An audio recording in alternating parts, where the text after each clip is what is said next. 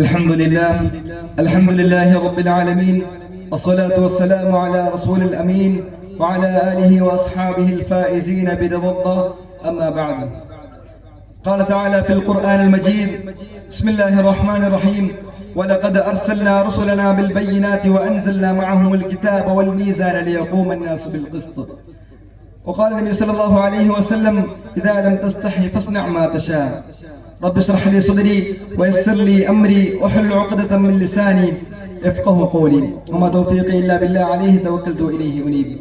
ബഹുമാനാദരവുകൾ നിറഞ്ഞ ഉസ്താദുമാർ, വിധികർത്താക്കൾ, എൻ്റെ സ്നേഹം നിറഞ്ഞ സുഹൃത്തുക്കളെ, മാതാപിതാക്കളെ, അസ്സലാമു അലൈക്കും വറഹ്മത്തുള്ളാഹി തആല വബറകാതുഹു.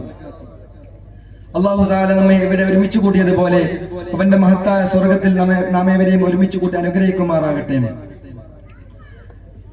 കലയോടും കലാകാരനോടും പുച്ഛമനോഭാവം പുലർത്തുന്ന സമൂഹത്തിന് മുന്നിൽ കലക്ക് പുതിയൊരു പ്രതീക്ഷയുടെ പുതുനാമായി മാറിക്കൊണ്ടിരിക്കുന്ന തനാഫ്സിന്റെ ഈ വേദിയിൽ ലിബറലിസം, അതിൽ പതിയിരിക്കുന്ന അപകടങ്ങൾ എന്ന വിഷയത്തെ പറ്റി സംസാരിക്കാനാണ് ഞാൻ ഉദ്ദേശിക്കുന്നത്.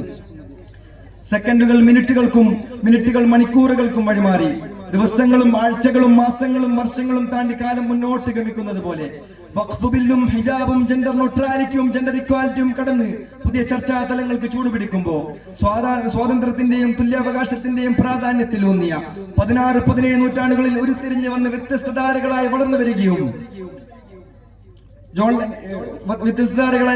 വളർന്നു വരികയും 18-ാം നൂറ്റാണ്ടിൽ ക്ലാസിക്കൽ ലിബറലിസം എന്നും 20-ാം നൂറ്റാണ്ടിൽ നെയോ ലിബറലിസം എന്നും പ്രചാരം നേടിയ ജോൺ ലോക്കിന്റെ ചിന്താധാരയിൽ നിന്നും ഉരുത്തിരിഞ്ഞു വന്ന ഉദാരവാദം അഥവാ ലിബറലിസം എന്ന ആശയധാരയിൽ നിന്നുമാണ് ഈ ചർച്ചകൾ ഉടലെടുക്കുന്നതെന്ന് മനസ്സിലാക്കാം.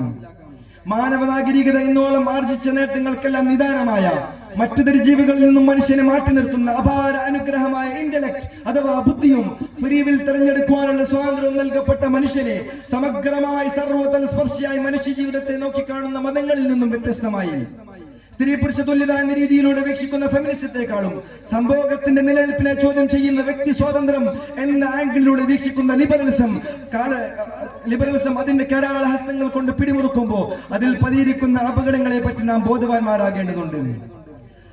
അതിരുകളില്ലാത്ത സ്വാതന്ത്ര്യ ദർശനത്തെ ധാർമ്മികതയുടെ അടിസ്ഥാനമായും പുരോഗതിയുടെ പര്യായമായി മനസ്സിലാക്കുന്ന ലിബറലിസത്തിന്റെ പ്രായോഗിക അപകടങ്ങളാണ് സമകാലിക സംഭവങ്ങൾ നമ്മിലേക്ക് സൂചിപ്പിക്കുന്നത്. 50-ൽ കൂടുതൽ പ്രായമുള്ള ഒരു വ്യക്തി തന്റെ ഭാര്യയും 7 മക്കളെയും ഉപേക്ഷിച്ചുകൊണ്ട് തന്നെ പറ്റി 7 വയസ്സ് മാത്രം പ്രായമുള്ള ഒരു പെൺകുട്ടിയായിട്ടാണ് മനസ്സിലാക്കുന്നതെന്നും അങ്ങനെ ജീവിക്കാനുള്ള സ്വാതന്ത്ര്യം എനിക്ക് നൽകണമെന്ന് പറയുമ്പോൾ മകന്റെ അശ്ലീല ചിത്രശേഖരം നശിപ്പിച്ചതിന്റെ പേരിൽ മാതാപിതാക്കൾ മകന് 22 ലക്ഷം രൂപ നഷ്ടപരിഹാരം നൽകണമെന്ന് കോടതി പറയുകയും ആത്മഹത്യക്ക് ആവശ്യമായ ഉപകരണങ്ങൾക്ക് നിയമാനുമതി നൽകിക്കൊണ്ട് സ്വിറ്റ്സർലാൻഡ് പോലുള്ള രാജ്യങ്ങൾ കടന്നു വരികയും ചെയ്യുമ്പോൾ അതിരുകളില്ലാത്ത സ്വാതന്ത്ര്യ ദർശനത്തിന്റെ അനന്തര ഫലങ്ങളാണ് എന്ന് വ്യക്തമാണ്. You have two lords, one is pain, other is pressure. നിങ്ങൾക്കുള്ളത് 2 ദൈവങ്ങളാണെന്നും ഒന്ന് നിങ്ങളുടെ സന്തോഷങ്ങളും മറ്റൊന്ന് നിങ്ങളുടെ ദുഃഖങ്ങളാണെന്നും അതിനാൽ ജീവിതത്തിന്റെ ആത്യന്തിക ലക്ഷ്യം മിനിമൈസേഷൻ ഓഫ് പെയിനും മാക്സിമൈസേഷൻ ഓഫ് പ്രഷർ ആണെന്നും ലിബറലിസത്തിന്റെ പ്രാധാന്യമായ ജെർമി ബെത്തൻ പറയുമ്പോൾ സുഖാനുഭൂതികളെ വർദ്ധിപ്പിക്കുക എന്ന ലക്ഷ്യം മുന്നോട്ട് വെക്കുന്നത് കൊണ്ടാണ് സ്വാതന്ത്ര്യരതി, മദ്യം, സെക്ഷൽ ഓറിയന്റേഷൻ, ഭ്രൂണഹത്യ, പോൺ കൾച്ചർ എന്നിവ വർദ്ധിക്കുന്നതും. ജെൻഡർ ന്യൂട്രൽ വസ്ത്രവുമായി ബന്ധപ്പെട്ട വിഷയത്തിൽ ഹെറ്ററോനോർമേറ്റീവ് സൊസൈറ്റിയിൽ നിന്നും നാം പുറത്തു കിടക്കേണ്ടതുണ്ടെന്ന് നമ്മുടെ ഉന്നത വിദ്യാഭ്യാസ മന്ത്രി തന്റെ ട്വിറ്ററിലൂടെ കുറിക്കുകയും ചെയ്യുമ്പോൾ സമൂഹത്തിന്റെ അടിത്തറയെ തകർക്കുന്ന, കുടുംബ ബന്ധത്തെ ശിഥിലമാക്കുന്ന, സമൂഹത്തിൽ 2% മാത്രമുള്ള സ്വർഗാനുരാഗികളിലാണ് ലോകത്ത് കണ്ടുവരുന്ന ലൈംഗിക രോഗങ്ങളിൽ 3-2 കാണപ്പെടുന്നതെന്ന് പഠനങ്ങൾ പറയുന്നു. ലൈംഗികമായ മുഴുവൻ അതിർവരമ്പുകളെയും ലംഘിക്കുന്ന ഹോമോസെക്ഷ്വാലിറ്റി മുന്നോട്ട് വെക്കുന്ന ആശയം കൊണ്ടാണ് നെക്രോഫീലിയ ശവരതിയും പിഡോഫീലിയ ബാലരതിയും ബാസ്റ്റാലിയ മൃഗരതിയും തുടങ്ങി പ്രകൃതിദത്തമായ സ്ഥിതിഗതികളെ പരിഗണിക്കാതെയുള്ള രതിവൈകര്യങ്ങൾ സ്വാഭാവികവൽക്കരിക്കപ്പെട്ട് എന്ന വിശുദ്ധ ഖുർആനിക സൂക്തത്തിന്റെ ഉത്തമ ഉദാഹരണങ്ങളായി ഉത്തരവാദിത്തങ്ങളോ കടമകളോ കടപ്പാടുകളോ ഇല്ലാത്ത ഉദാരതയിൽ ലൈംഗികത അംഗീകരിക്കുന്ന രാജ്യങ്ങളിൽ ആത്മഹത്യാ പ്രവണതയുള്ളവരിൽ 63%, ബലാത്സംഗ പ്രവണതയുള്ളവരിൽ 80%, പഠനങ്ങളിൽ പിന്നോട്ട് പോകുന്നവരിൽ 71%, ജയിൽവാസം അനുഭവിക്കുന്നവരിൽ 85%. ഇത്തരത്തിൽ പിതാവില്ലാതെ വളർന്നു വരുന്ന കുട്ടികളാണെന്ന് പഠനങ്ങൾ പറയുന്നു.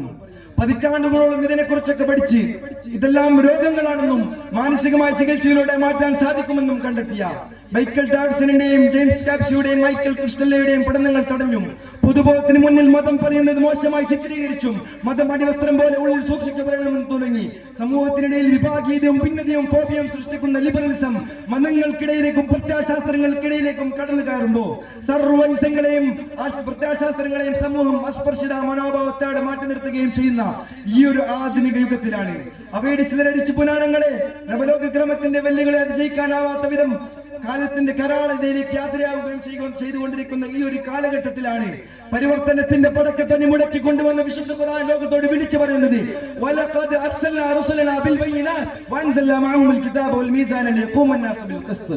ജനങ്ങൾ നീതിബോധത്തോടു കൂടി നിലനിൽക്കുന്നതിന് വേണ്ടിയാണ് വേദഗ്രന്ഥങ്ങളുമായി നാം പ്രവാചകരെ നിയോഗിച്ചതെന്ന് ഖുർആൻ പറയുമ്പോൾ ലിബറലിസമാണ് ശരി, അതാണ് പുരോഗതി എന്ന് മനസ്സിലാക്കുന്ന സമൂഹത്തിന് മുന്നിൽ സമഗ്രമായി സർവ്വതലസ്പർശിയായി മനുഷ്യ ജീവിതത്തെ നോക്കിക്കാണുന്ന ഖുർആനിന്റെയും പ്രവാചക അധ്യാപനങ്ങളെയും ഉൾക്കൊണ്ടുകൊണ്ട് സമൂഹത്തിന് ദിശാബോധം നൽകാൻ നമുക്ക് സാധിക്കണം.